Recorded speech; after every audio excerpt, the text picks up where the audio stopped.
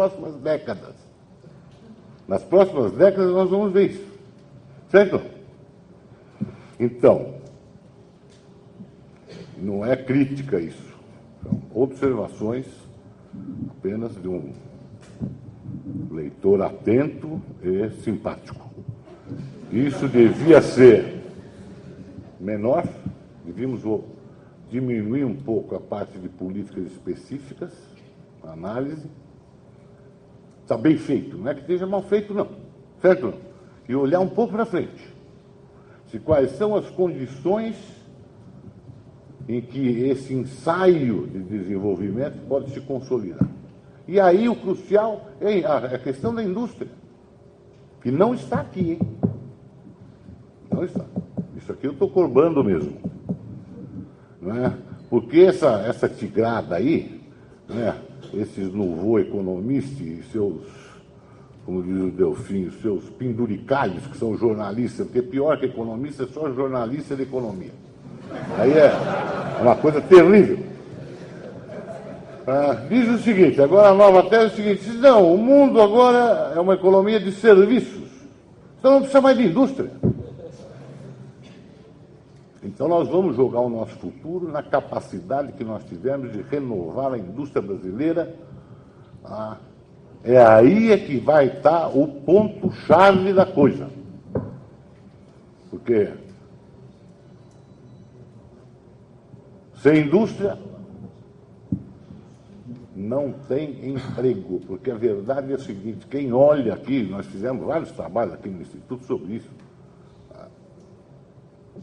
não tem emprego. A agricultura não cria emprego, serviços só cria emprego porque são derivados da indústria ou serviços públicos. Certo? Então, eu acho que eu não sei o que você quer fazer com isso, se você vai publicar, eu acho que merecia, além do livro, eu faria uma coisa mais enxuta,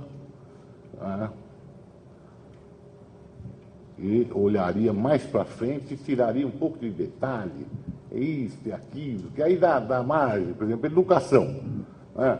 Aí você diz educação, salário do professor, por exemplo. Eu acho que não é só salário do professor.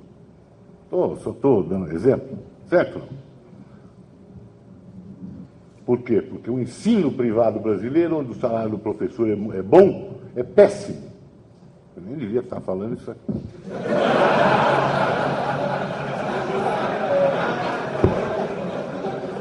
Houve uma degringolada. O ensino público é tão ruim que não é só no fundamental, não. Eu conto sempre o caso da minha funcionária lá de casa, que estava no 3º ano colegial de Campinas. Ela não estava no sertão do chique-chique, não sei aonde. E eu ainda escolhi uma escola boa aqui em Campinas, boa. Me recomendaram. Ela estava no 3º ano colegial. Falou, professor, o senhor me ajuda em matemática? Eu digo, claro, traga. Sabe qual era o problema? Frações. Ela não sabia o que queria dizer a palavra fração. Ela formou-se sem ler correntemente 30 linhas. Então, o grande problema é que os professores, há um problema de qualificação dos professores que é gravíssimo, inclusive no ensino privado. Porque hoje ninguém quer ser mais professor. Por exemplo, no Colégio Santa Cruz, o meu finado amigo que se foi há pouco tempo, me dizia, eu não posso aposentar o cara, eu seguro o cara até 80 anos de idade dando aula, porque eu não tenho reposição. Certo?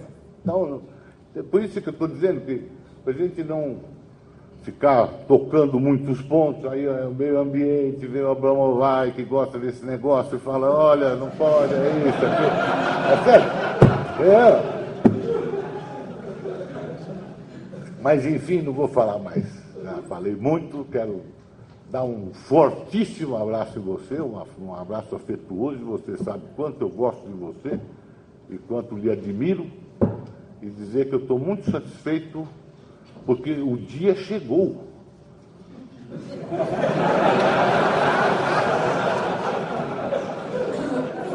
O dia chegou e você chega aqui bem, teve afastado esses anos todos, mas pode ter certeza que todos nós acompanhamos a sua trajetória, estou falando aqui em nome de todos os professores e creio que dos alunos também, com uma trajetória que honra esse instituto. É isso.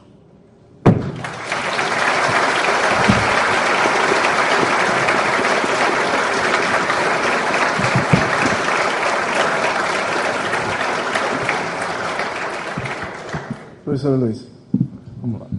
Bom, primeiro eu abro o trabalho reconhecendo que está muito grande, muito pesada e uma leitura difícil, especialmente para os tempos que nós estamos tendo. Mas aí eu digo em seguida, olha, ficar 8 anos na liderança do governo e passar o que eu passei foi muito mais pesado do que ler esse trabalho, então leiam. E eu estou tentando descrever e sintetizar uma experiência. Isso é fato, mas eu não tenho nada a ver com isso. Então, a forma de poder contribuir para a reflexão era fazer uma análise mais abrangente, pelo fato da publicação. Segundo, para discutir a concepção de um novo desenvolvimento, não dá para fazer uma discussão, digamos assim, economicista apenas, ainda que esse seja o eixo fundamental da discussão. Não dá para falar em novo desenvolvimento se não discutir a questão ambiental hoje. Isso vai perpassar o futuro. Não, já está perpassando as políticas públicas e vai aumentar a exigência ambiental diante do investimento, diante das emissões, diante da descarbonização da economia. Essa é uma pauta estratégica. Assim como não dá para falar em desenvolvimento no Brasil se a gente não falar de educação. Eu não digo na tese que o problema é só salário, eu falo a questão da formação dos professores, da formação continuada dos professores. Eu tento mostrar mais quais são os instrumentos, as políticas que o governo criou para tentar resolver essas questões, até em que medida melhorou ou não. Mas eu diria que, por exemplo, só esses dois aspectos, a questão do meio ambiente, a questão da educação, são absolutamente decisivos se nós vamos caracterizar esse novo período como novo desenvolvimentismo ou não. Eu concordo que, se a gente for analisar o governo, ele tem fases. Mesmo porque as restrições que nós assumimos eram muito severas. A começar pela política econômica, nós estávamos subordinados às cartas do Fundo Monetário Internacional. Você não tinha liberdade nem para discutir o que era o conceito de superávit primário ou qual era a margem de manobra que você tinha na política fiscal, para não falar nos outros agregados e nas outras exigências. Então, o espaço de liberdade do governo foi sendo construído à medida que o diagnóstico de superar a vulnerabilidade cambial, de reduzir as restrições financeiras fiscais do Estado brasileiro e preservando a estabilidade, foram se ampliando com o trabalho sistemático, focado em ganhar grau de liberdade para poder implementar. Agora, o que eu chamo a atenção, que no início da discussão, inclusive, que eu falei do outro Brasil é possível, que era o documento dos economistas, e a Carta ao Povo Brasileiro, que era o compromisso com a estabilidade, é que desde o primeiro momento, algumas mudanças substantivas começaram a ser feitas, por exemplo, o social como um eixo estruturante do novo período. A visão de conceber, de construir um mercado de consumo de massas, começa a ser implementado desde o primeiro momento com severas restrições. O programa Bolsa Família, que foi sendo modulado, a ideia do programa Fome Zero, o crédito consignado... Por exemplo, eu não quero aqui chatear, mas, por exemplo, o Fome Zero foi um desastre. Certo ou não? A concepção original... que era completamente errada. Então, a concepção, mas o foco estava correto, que a saída... você precisava ter uma política de combate à pobreza, que essa política de combate à pobreza tinha que tratar do tema da segurança alimentar. Isso foi feito através de quê? O PRONAF foi feito através do Programa de Aquisição de Alimentos e não daquela concepção original que era o Fome Zero. Isso é verdade, mas até uma virtude dizer o seguinte: começou errado e eu consertei imediatamente. Certo ou não? Seguramente. Não, seguramente, você tem, por exemplo, nessa construção da política de renda... Como? Mas não foi só... Como, na verdade, agora eu acrescento aqui, como, na verdade, né, é uma tolice dizer que a Bolsa Família já existia. Certo? Havia coisas fragmentadas, né, a partir de uma ideia que nasceu nesse instituto, que é antiga, portanto, que é a ideia que você devia dar dinheiro. Você lembra que havia uma resistência dos conservadores enorme, porque a gente falava em dar dinheiro para o pobre, eles diziam o seguinte: o sujeito vai comprar cachaça e bebe. Certo ou não? Então, a Bolsa Família, aqui o pessoal de São Paulo, ele que falou. Porque nós não percebemos isso. Você vai no Nordeste, você percebe o que isso significou, entendeu? Então, não há uma descontinuidade em relação ao... Mas deixa eu só voltar aqui. Não, agora na formulação original... Não, mas na formulação original, a proposta era uma política de transferência de renda. O que está no documento dos economistas é uma política de transferência de renda. Apesar que tinha, dentro do governo, gente que tinha uma visão que a solidariedade com a entidade da sociedade civil, ONGs, etc. Então, mas isso era um lado que estava presente no processo, mas o eixo fundamental da ideia de mercado de consumo de massas passava por uma visão de política de transferência de renda, que é apropriar o excedente econômico, financiar a política de renda, que era isso que ia alavancar a demanda e impulsionar. Então, o desenho básico que foi perseguido foi esse, e o desenho exitoso foi esse. Hoje eu vejo como exitoso. Sobre a discussão da virtude e da fortuna, ainda bem que nós tivemos um presidente com sorte, né? Porque até isso eu também respondo, porque a última coisa que resta, não, só foi bem porque ele tinha sorte. É um argumento, não, você não, mas também já foi dito, né? É porque o Lula... Mas, até a crise de 2009, esse argumento, até final de 2008, esse argumento tinha uma certa procedência. Só que nós pegamos a maior crise econômica, muito maior do que a crise do México, do que a crise da Rússia, no período anterior, muito mais prolongada, uma crise que ainda continua contaminando fortemente a economia americana, a União Europeia e o Japão, uma crise que abalou o sistema financeiro global, que gerou uma trajetória de desaceleração e de recessão sem precedentes na história recente, e, no entanto, nós fomos capazes de responder com agilidade e com competência, e tínhamos feito uma política econômica prudente, de reservas cambiais, de reservas irreais, inclusive, do Banco Central, de capacidade de ação dos bancos públicos. Eu participei naquela época com o ministro Delfim, nós tínhamos reuniões quase que dia sim, dia não, para ver o diagnóstico dos problemas da crise e tomar medidas. E acho que o governo foi muito feliz na forma de desonerar tributos, de alavancar a liquidez, de suprir a demanda cambial, usando as reservas com agilidade para as empresas rolarem suas dívidas.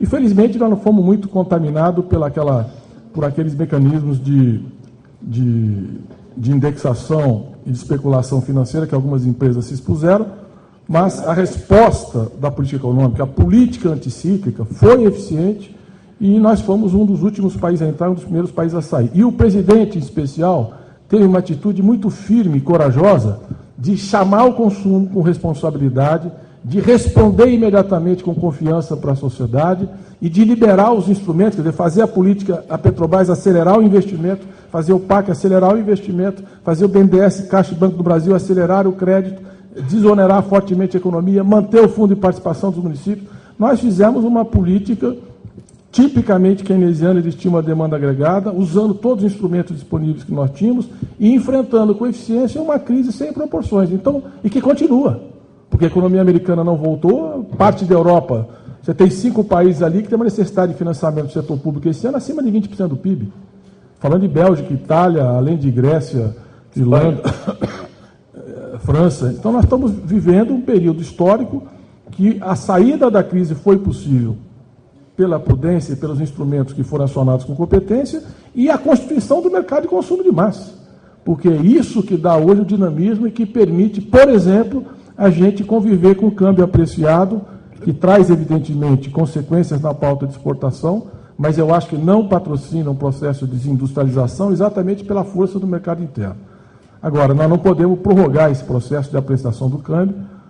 Acho que o governo começa a tomar algumas medidas, como foi o IOF, de buscar criar novos mecanismos de controle. Não é uma questão fácil. Há um elemento nisso também que é estrutural, quer dizer, o país está muito melhor do que outros, e por si mesmo é um fator de atração importante, e tem que buscar usar com mais, por exemplo, agora mesmo, você tem uma pressão inflacionária, que é um choque externo de alimentos, principalmente carne, a cesta básica e petróleo, que o governo amorteceu essa pressão do petróleo. Nós temos um sistema anticíclico no preço do petróleo. Produtos de limpeza, você vai olhar o índice de preço, alimentos, produtos de limpeza e serviços. Pressionando fortemente, tem uma liquidez internacional muito grande, a especulação com commodities. Nesse choque externo de preços, por exemplo, você respondeu enxugando a liquidez sem necessariamente pressionar a taxa de juros, como forma de tentar acomodar, porque senão você ia agravar o problema do câmbio se você respondesse com a taxa de juros. Então, há uma busca, não é um problema econômico fácil, de qualquer forma, eu identifico nessa conjuntura específica como um problema relevante, na tese está dito isso. Em relação aos juros, 2004, 2005, eu compartilho totalmente com o diagnóstico, desde a época, e está documentado na tese, que foi o debate sobre a meta da inflação. O que a defesa que nós estamos fazendo?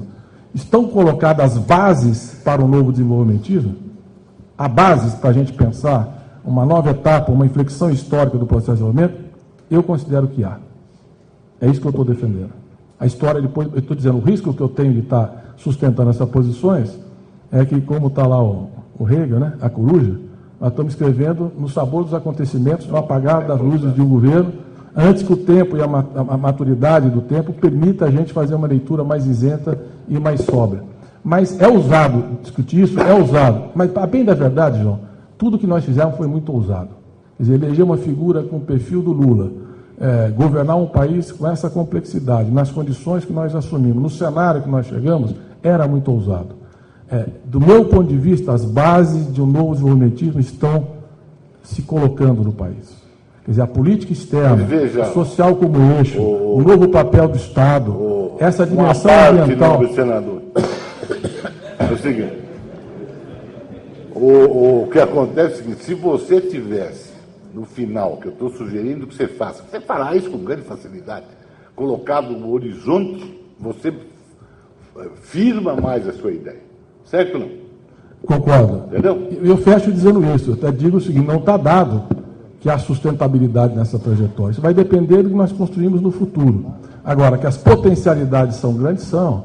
A vantagem comparativa do Brasil na área energética, uma matriz energética limpa, o potencial da agricultura, a construção desse mercado de consumo de massas, o fato de já ter uma base industrial tecnológica consolidada, o potencial da agenda ambiental que nós temos.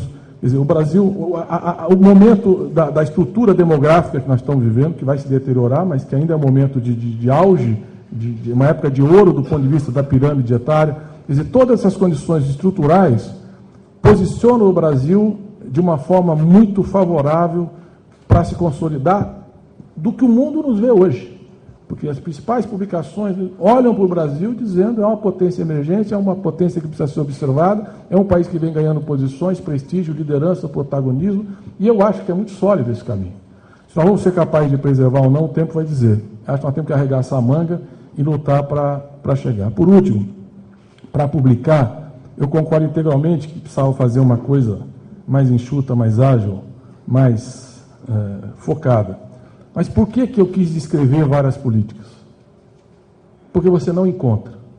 É verdade. Não encontra. Não se descreve, não se escreve. O Lula chegou ao ponto, eu falei, Lula, nós precisamos documentar. Ele falou, não, só vou documentar, vou botar no cartório, vou registrar em cartório para ser cobrado. Ele fez 6 livros, todas as políticas, foi lá, que é evidente são os informes oficiais tal do governo, está lá, está registrado para o debate, a leitura do que esse período. Né? Ele fez a parte de documentação, registrou no cartório. Mandou registrar, está lá registrado, está aqui documentado a visão. Porque se você ler, hein? O Wikileaks, vai servir para o Wikileaks no futuro. Se você ler a percepção do que é esse período da história, né? Ou as realizações, é muito superficial o debate que nós estamos vivendo. Em termos de publicações, de análise, de textos, de artigos, de cobertura midiática, é muito superficial. As pessoas não encontram informações, e como eu estava num lugar que eu era obrigado a registrar essas informações, todo dia eu tinha que subir na tribuna para debater uma crítica, para mostrar um argumento. Então, a gente atualizava semanalmente, durante 8 anos, tudo o que estava acontecendo. Eu achei por bem resumir, pelo menos aquilo que eu acho mais relevante, e dar uma interpretação, que é o que eu pretendo sustentar depois para a publicação, e ficar documentado, registrado, para quem vier criticar, para quem vier debater, para quem vier pensar. E termino dizendo que essa escola, a Unicamp, eu me formei na USP, que foi um período fundamental, período que a economia brasileira motivava as pessoas a estudarem economia. Você era ministro da Fazenda à época. Eu entrei ali em 1972 para 73, período de auge, é uma grande motivação você estudar a economia brasileira, uma motivação que nós fomos perdendo ao longo de 20 anos que as pessoas, os economistas, então, viraram tema de piada recorrente de salão, né? Estamos recuperando um pouco de um prestígio que eu acho que tem a ver com o momento que o país atravessa. E aqui na Unicamp nós tivemos um momento muito especial de construção de um pensamento crítico, de um pensamento que resistiu à agenda neoliberal, um pensamento que nunca perdeu o compromisso com a visão de desenvolvimento e que foi muito importante, tanto na resistência política, ideológica, quanto na formulação de alternativas e de quadros políticos que estão em várias áreas do país hoje, ajudando a construir esse processo. Portanto, vim aqui prestar conta, também eu acho que é um reconhecimento, um agradecimento ao Instituto e ao professor João Manuel também, que foi meu orientador no mestrado. Então, muito obrigado a vocês todos pela banca e a oportunidade de estar aqui fazendo esse debate hoje.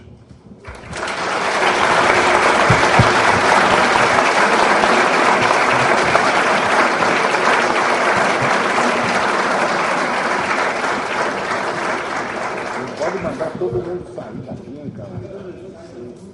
Melhor não é sair. Nós vamos dar continuidade, então a banca vai se retirar. O público pode permanecer. Melhor sair 5 do que 150. Vocês podem permanecer. Nós vamos nos retirar para deliberar.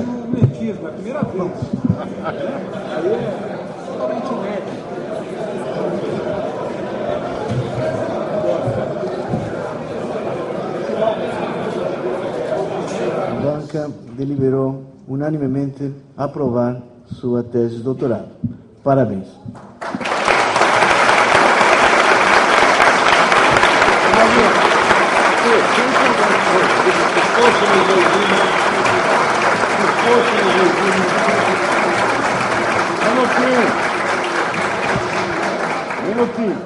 Eu quero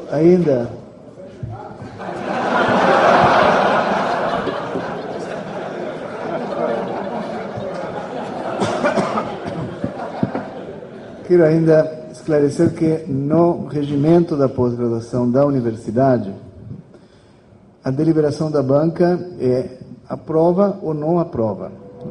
Nós adotamos há alguns anos já o mesmo regime da USP. A aprovação é sem qualificações. Antigamente era... Mas se fosse antigamente...